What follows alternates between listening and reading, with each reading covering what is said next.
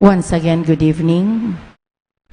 My brothers and sisters in Christ, let us include in our prayers the following intentions.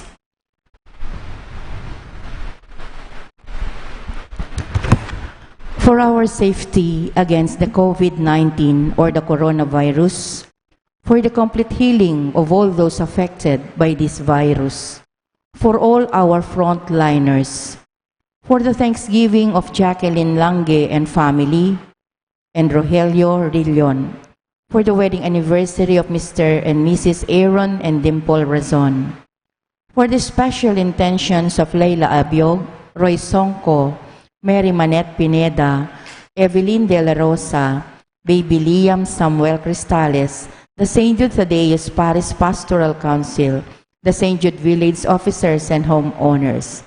We pray for the healing and speedy recovery of Anita Chudin, Ines Sunga, Paswing, George Jerome Arieta, Edilberto Morales, Angela Ignacio, who is now afflicted with coronavirus, and all our sick relatives and friends. And may our prayers bring eternal repose to the souls of Norma, Maria Virginia, Michael, Janet Corazon Masajo, Marcelo, Dolores, Roman, Wolfgang Crest, and all poor souls in purgatory.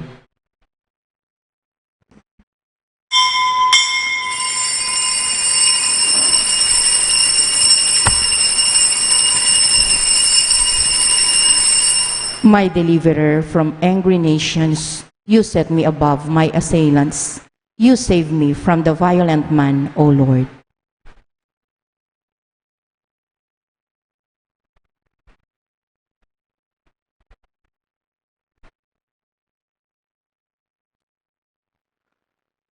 As one family, let us begin our celebration with our act of faith. In the name of the Father, and of the Son, and of the Holy Spirit. Amen. The grace of our Lord Jesus Christ, and the love of God, and the communion of the Holy Spirit be with you all. And with your spirit. My dear friends, coming together as God's family with confidence, let us ask the Father's forgiveness, for He is full of gentleness and compassion.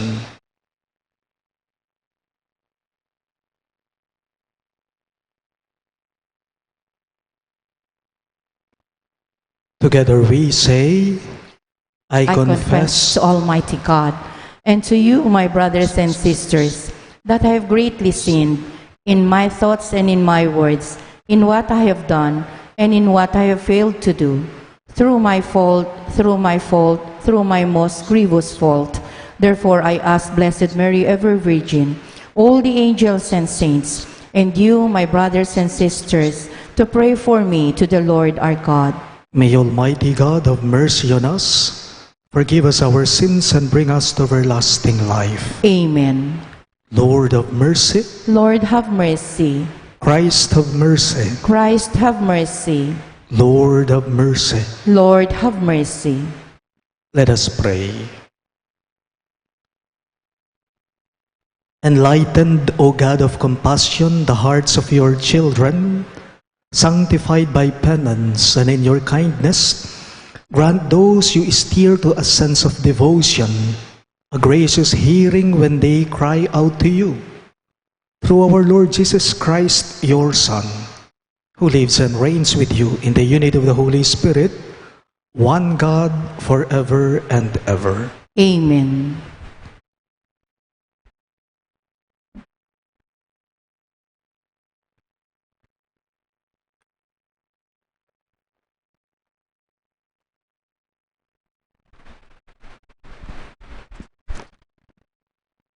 A reading from the book of the prophet Daniel. King Nebuchadnezzar said, "Is it true, Shadrach, Meshach, and Abednego, that you will not serve my God, or worship the golden statue that I set up? Be ready now to fall down and worship the statue I had made. Whenever you hear the sound of the trumpet, flute, lyre, harp, psaltery, bagpipe, and all the other musical instruments. Otherwise, you shall be instantly cast into the white hot furnace. And who is the God who can deliver you out of my hands?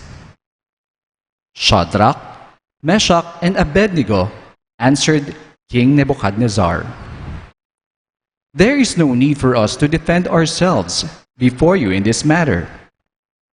If our God, whom we serve, can save us from the white hot furnace and from your hands, O King, may he save us. But even if he will not, know, O King, that we will not serve your God or worship the golden statue that you set up. King Nebuchadnezzar's face became livid with utter rage against Shadrach, Meshach, and Abednego. He ordered the furnace to be heated 7 times more than the usual and had some of the strongest men in his army bind Shadrach, Meshach, and Abednego and cast them into the white hot furnace. Nebuchadnezzar rose in haste and asked his nobles, Did we not cast 3 men bound into the fire? Assuredly, O king, they answered. But he replied, I see 4 men unfettered and unhurt, walking in the fire, and the 4th looks like a son of God. Nebuchadnezzar exclaimed, Blessed be the God of Shadrach, Meshach, and Abednego, who sent his angel to deliver the servants who trusted in him. They disobeyed the royal command and yielded their bodies, rather than serve or worship any god except their own God. The word of the Lord. Thanks be to God.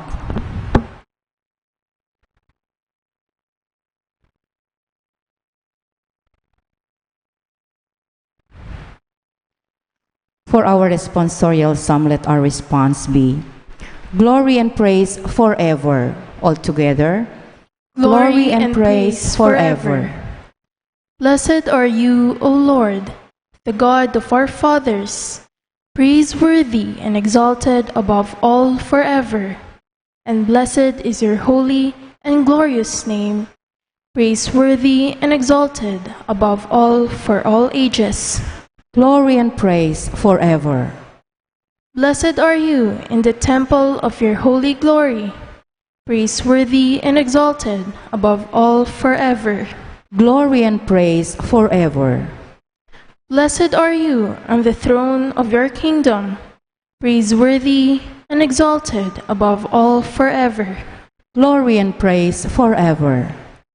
Blessed are you who look into the depths from your throne upon the cherubim, praiseworthy and exalted above all forever. Glory and praise forever. Blessed are you in the firmament of heaven, praiseworthy and glorious forever. Glory and praise forever. We now honor the Holy Gospel. Glory and praise to you, O Lord Jesus Christ. Glory and praise to you, O Lord Jesus Christ. You have still our hearts, and now we listen to your word. Altogether, blessed are they who have kept the word with a generous heart and yield a harvest through perseverance. Glory and praise to you, Jesus Christ.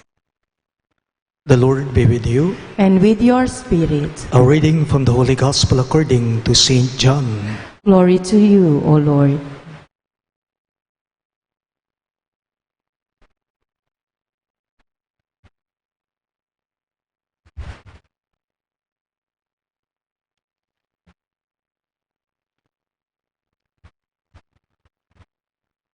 Jesus said to those Jews who believe in him, "If you remain in my word, you will truly be my disciples, and you will know the truth, and the truth will set you free." They answered him, "We are descendants of Abraham and have never been enslaved to anyone. How can you say you will become free?" Jesus answered them, "Amen, amen, I say to you, everyone who commits sin is a slave of sin. A slave does not remain in a household forever, but a son always remains. So if the Son frees you, then you will truly be free. I know that you are descendants of Abraham, but you are trying to kill me, because my word has no room among you. I tell you, what I have seen in my Father's presence, then do what you have heard from the Father." They answered and said to him, "Our father is Abraham." Jesus said to them, "If you were Abraham's children, you would be doing the works of Abraham. But now you are trying to kill me, a man who has told you the truth that I heard from God. Abraham did not do this. You are doing the works of your father." So they said to him, "We were not born of fornication. We have one Father, God." Jesus said to them, "If God were your Father, you would love me, for I came from God and I'm here. I did not come on my own, but He sent me." My dear friends, the good news of our salvation. Praise to you, Lord Jesus Christ.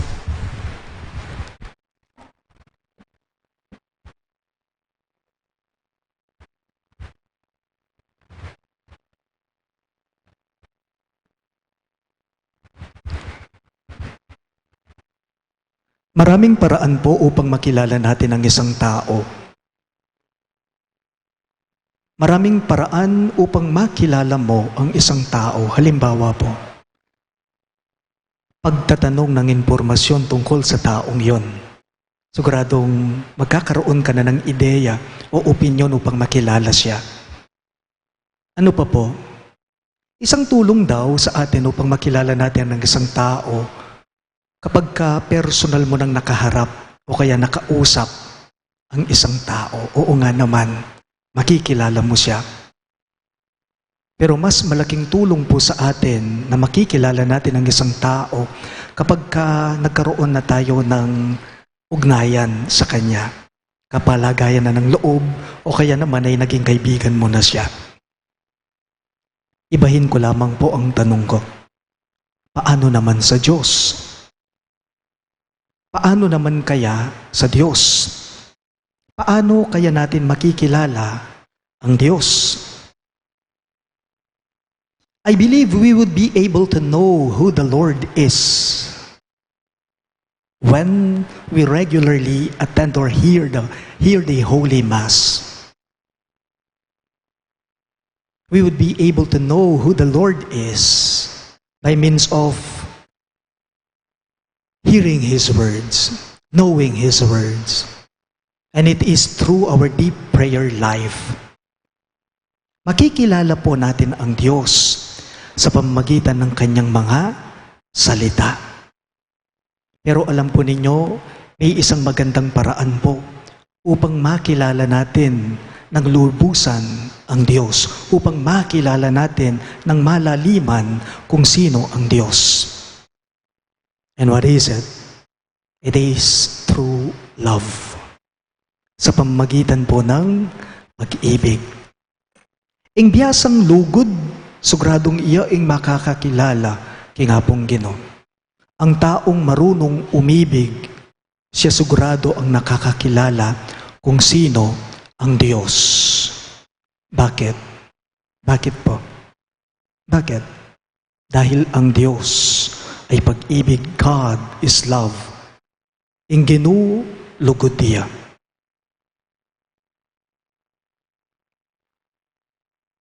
Isang ipinag-uutos po sa atin ngayon ng gobyerno sa ating lahat ay ang manatili tayo sa mga bahay-bahay natin. Stay home. Stay at home. Ngayong panahon ng COVID-19. Yes, we stay at home nowadays, but do we really have time for Jesus? May oras po ba talaga tayo upang makinig sa Kanya? May oras po ba talaga tayo? May panahon po ba talaga tayo upang pagnilayan ang Kanyang mga salita? Upang manahimik, upang magdasal? Naka-home quarantine lahat po tayo. Pero may oras po ba talaga tayo upang pagnilayan natin ang aral, ang lesson na dala-dala ng COVID-19? May oras po ba talaga tayo? May panahon po ba talaga tayo kung ano ang ipinapaabot ng Diyos sa atin ngayon sa kasagsagan nitong coronavirus? Sad to say, Jesus said in today's gospel to the Jews, "You are trying to kill me," He said, "because my word has no time among you." Sabi niya sa mga Hudyo. Meaning, parang sinasabi ni Jesus sa kanila sa mga oras na yon na talagang hindi nyo ako makikilala dahil walang lugar sa inyong mga puso ang pag-ibig, ang pagmamahal. Ito ang ipinaabot ni Jesus sa kanila.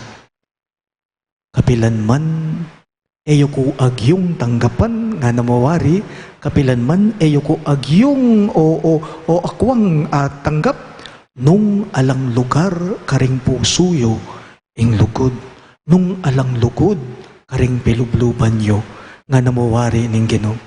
I believe this is what Lenten season is all about. See the goodness of God in you. See the goodness of God in you.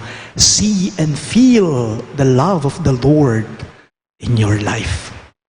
Pilasan mo, king biye mo, namnaman mo, king biye mo, ing pagkalub ng lugod, keka, ni nga pong Ginoo. Sabi nga po nung kanta, dungno ka rin, ing lugod, at pami ka lugod, karin at tsuya, ing Diyos ang malugod. Kindly all rise.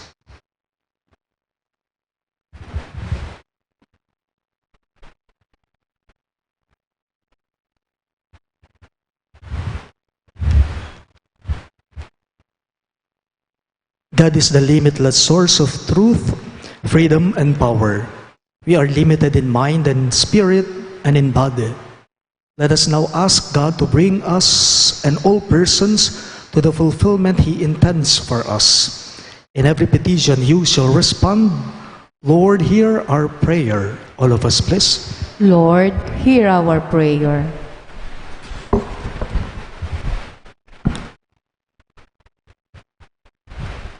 That all who seek the truth may have their minds opened and freed by the message of Jesus and His church.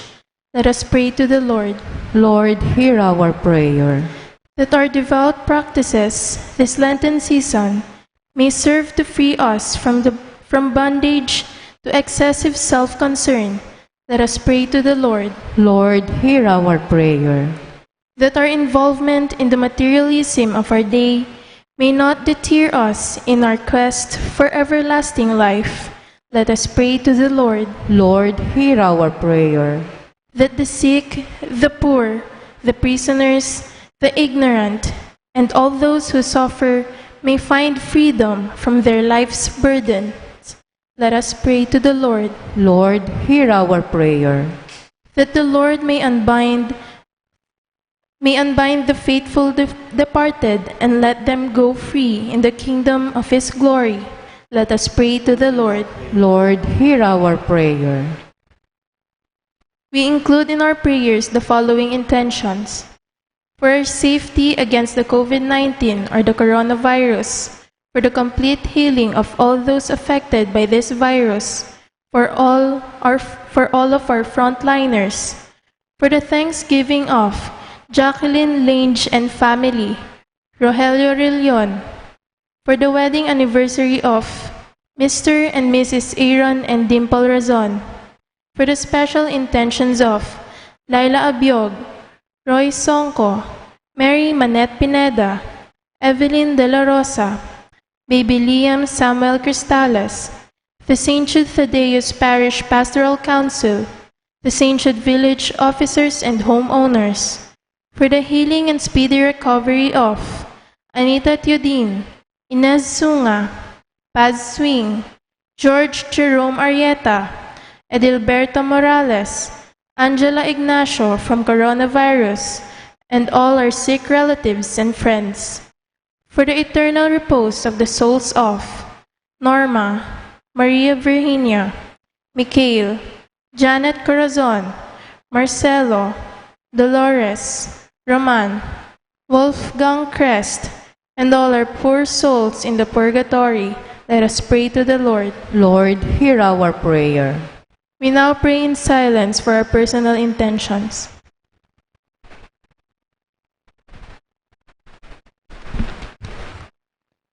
Gracious Father, your Son died that people might know and live according to the truth.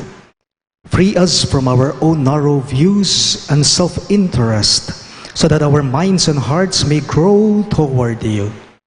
We ask this through Christ our Lord. Amen.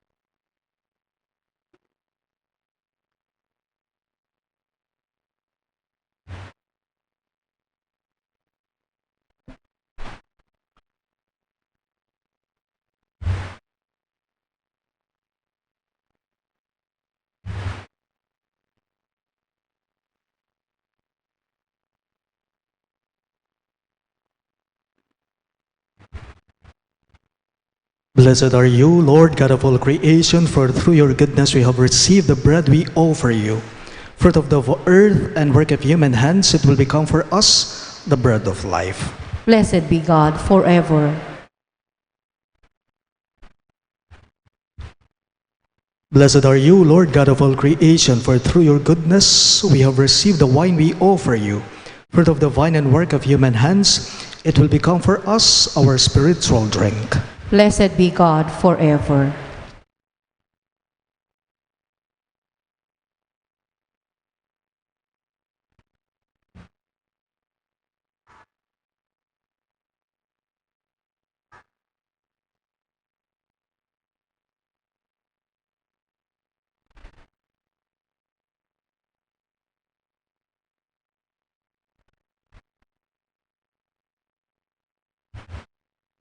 Pray, my dear friends, that my and your sacrifice may be acceptable to God, the Almighty Father. May the Lord accept the sacrifice at your hands for the praise and glory of his name, for our good and the good of all his holy church. Receive back, O Lord, these sacrificial offerings which you have given to be offered to the honor of your name, and grant that they may become remedies for our healing. We ask this through Christ our Lord. Amen. The Lord be with you. And with your spirit, Lift up your hearts. we lift them up to the Lord. Let us give thanks to the Lord our God. It is right and just. It is truly right and just, our duty and our salvation, always and everywhere to give you thanks, Lord, Holy Father, Almighty and eternal God. For you have given your children a sacred time for the renewing and purifying of their hearts, that freed from disordered affections, they may so deal with the things of this passing world as to hold rather to the things that eternally endure. And so, with all the angels and saints, we praise you, as without end we acclaim. Holy, holy, holy Lord God of hosts, heaven and earth are full of your glory. Hosanna in the highest. Blessed is he who comes in the name of the Lord. Hosanna in the highest. You are indeed holy, O Lord, the fount of all holiness. Make holy, therefore, these gifts, we pray, by sending down your Spirit upon them like the dewfall, so that they may become for us the body and blood of our Lord Jesus Christ. At the time he was betrayed and entered willingly into his passion, he took bread. Again, he gave you thanks and praise. He gave it to his disciples, saying, "Take this, all of you, and eat of it. For this is my body, which will be given up for you."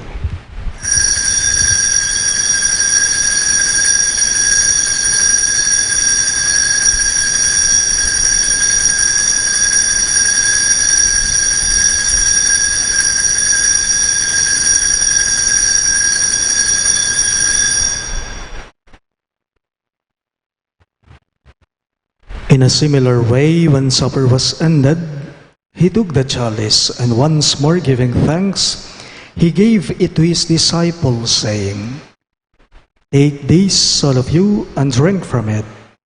For this is the chalice of my blood, the blood of the new and eternal covenant, which will be poured out for you and for many for the forgiveness of sins. Do this in memory of me."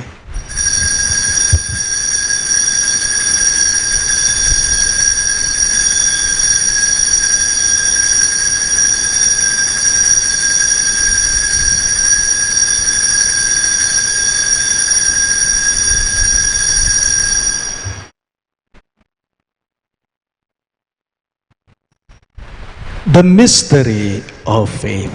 We remember how you love us through your death, and still we celebrate, for you are with us here.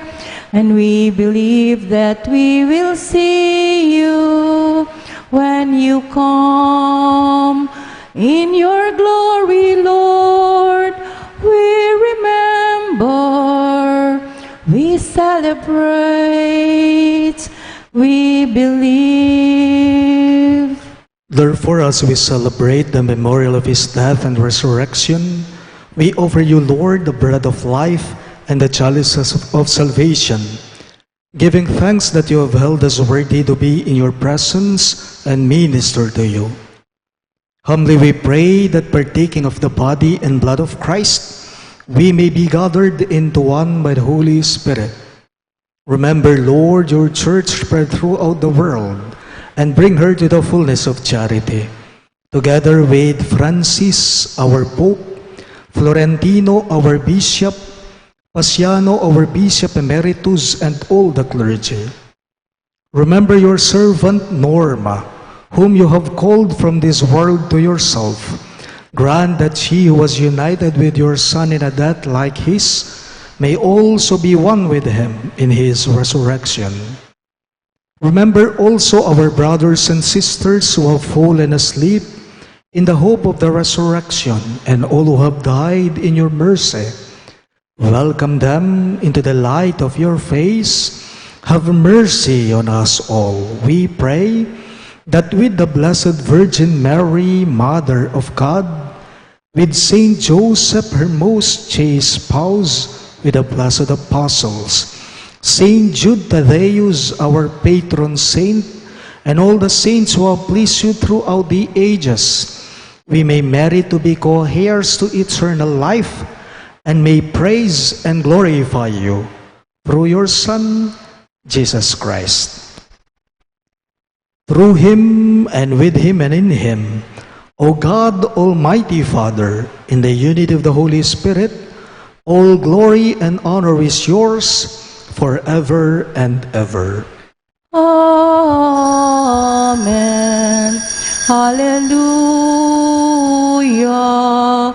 Forever and ever. Forever. Hallelujah. Forever and ever. Amen. We now pray for the coming of the kingdom as Jesus taught us. Our Father in heaven, hallowed be thy name. Thy kingdom come, thy will be done on earth as it is in heaven. Give us this day our daily bread, and forgive us our trespasses, as we forgive those who trespass against us. And lead us not into temptation, but deliver us from evil. Amen. deliver us, Lord, we pray, from every evil. Graciously grant peace in our days, that by the hope of your mercy, we may be always free from sin and safe from all distress, as we await the blessed hope and the coming of our Savior, Jesus Christ. For the kingdom, the power, and the glory are yours, now and forever. Lord Jesus Christ, who said to your apostles, "Peace I leave you, my peace I give you," look not on our sins, but on the faith of your church, and graciously grant her peace and unity in accordance with your will, who live and reign forever and ever. Amen. The peace of the Lord be with you always. And with your spirit. Let us offer each other the sign of peace. Lamb of God, you take away the sins of the world. Have mercy on us. Lamb of God, you take away the sins of the world. Have mercy on us. Lamb of God, you take away the sins of the world. Grant us peace.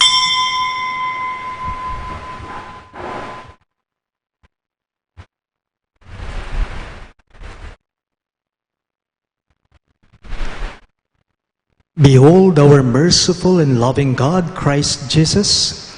He is the Lamb of God who takes away the sins of the world. Happy are those who are called to his supper. Lord, I am not worthy that you should enter under my roof, but only say the word, and my soul shall be healed.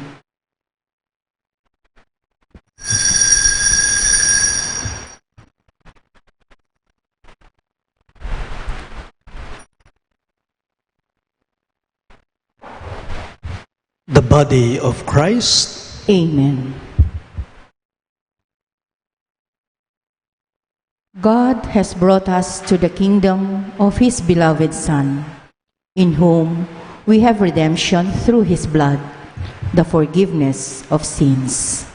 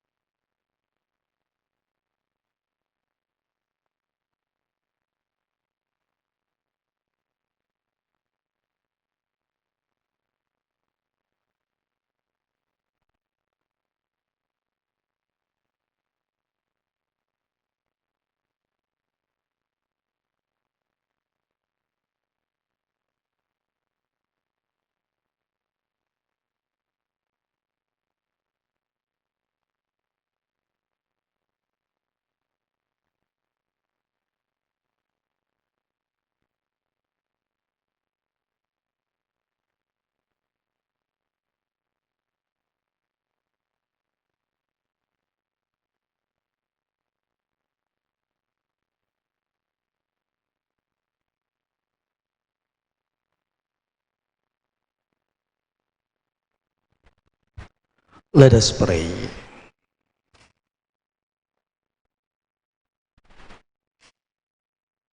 May the mysteries we have received, O Lord, bring us heavenly medicine, that they may purge all evil from our heart and strengthen us with eternal protection.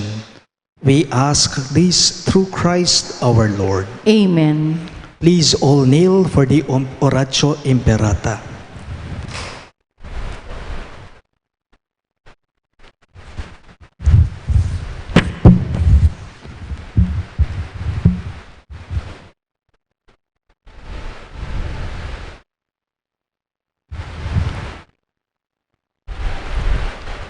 Let us pray. God our Father, we come to you in our need to ask your protection against the COVID-19 that has disturbed and even claimed lives. We pray that you guide the people tasked to find cures for this disease and to stem its transmission. Protect the medical experts that they may minister to the sick with competence and compassion. We pray for those afflicted. May they be restored to health soon.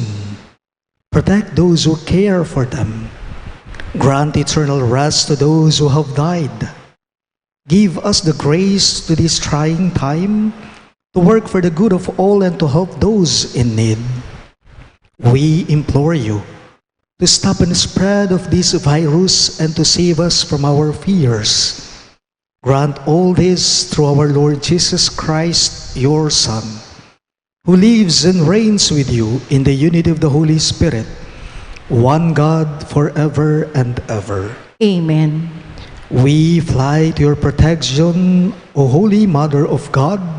Do not despise our petition in our necessities, but deliver us always from all dangers. All glorious and blessed Virgin. Amen. Amen. Virgen de los Remedios, health Pray. of the sick. Pray for us. Saint Raphael the Archangel. Pray for us. Saint Joseph. Pray for us. Saint Jude Thaddeus. Pray for us. Saint Roque. Pray for us. Saint Lorenzo Ruiz. Pray for us. Saint Pedro Calungsod. Pray for us. Santo Cristo del Perdon. Have mercy on us.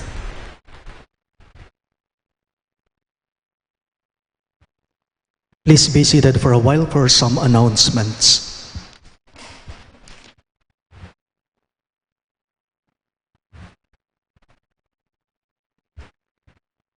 Ipinapaalam ko lang po sa inyong lahat, lalong-lalo na po sa mga kapatid nating nanonood ngayon sa Facebook Live natin, na sa darating na linggo po, April 5, magsisimula na po tayo sa tinatawag nating Semana Santa o Mahal na Araw, Holy Week. Ito po yung mga schedule natin sa darating na Semana Santa. Sa linggo po, mag-uumpisa na ang ating mahal na araw, Palm Sunday o Linggo ng Palaspas. Mag-uumpisa po ang ating selebrasyon dito sa parokya, Mass without congregation at 9 a.m. Alas 9 po ng umaga ang ating Santa Misa. Pagkatapos po ng ating pagdiriwang sa Linggo ng Palaspas sa darating na linggo, meron po tayong prosesyon sa ating parokya dito sa buong village. After ng ating pagdiriwang, magbibless po ako ng palaspas sa inyong mga bahay. Huwag na po kayong lalabas ng inyong mga bahay. Kung maaari po, mismong sa harap na lang po ng bahay ninyo para makontrol po natin yung tinatawag nating social distancing. Sa darating na Lunes Santo, Martes Santo at Miyerkules Santo naman po, ang ating pagrorosaryo dito sa parokya ay magsisimula ng alas 5 ng hapon, 5:15 p.m. Meron po tayong Stations of the Cross or Via Crucis. Then after that is the celebration of the Holy Eucharist at 6:30 p.m. from Holy Monday to Holy Wednesday. Sa April 9 po, ang Maundy Thursday of the Lord's Supper, Holy Thursday of the Lord's Supper, ang pagsisimula po ng ating misa dito sa parokya, alas 5 po ng hapon. Pagkatapos po ng misa, ay magkakaroon po ng prosesyon sa ating village, sa buong village natin. Nakasasakyan po ako kasamang mga ilang nagsiserve dito sa simbahan at ipoprosesyon ko po ang ating Blessed Sacrament, ang Santissimo. Pagkatapos po ng prosesyon, ipapatente po dito sa ating parokya sa loob ng simbahan ang Blessed Sacrament at 7 p.m. po magi-start ang ating vigilya hanggang alas 12 po ng hating gabi. Naka-Facebook live po tayo noon.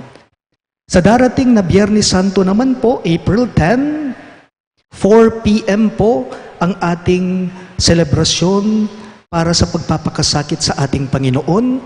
At alas 5 po ng hapon, mayroon po tayong prosesyon sa buong village din po. Ang prosesyon po, yun po ay ang veneration of the cross. Dadaan po ang prosesyon sa inyong mga bahay-bahay. At sa darating na Easter Vigil naman po, Sabado de Gloria, magsisimula po ang ating pagdiriwang dito sa ating parokya ng alas 6 ng gabi. At sa April 12 naman po, Easter Sunday yun, linggo ng muling pagkabuhay. Our celebration will start at 9 a.m., Mass without congregation, and at 10 a.m. will be the Easter blessing and procession of the risen Lord in the whole parish via motorcade po.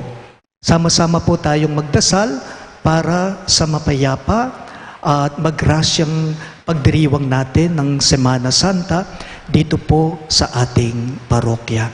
Maraming salamat po sa inyong lahat. Kindly all rise. The Lord be with you. And with your spirit. Bow your heads and pray for God's blessing.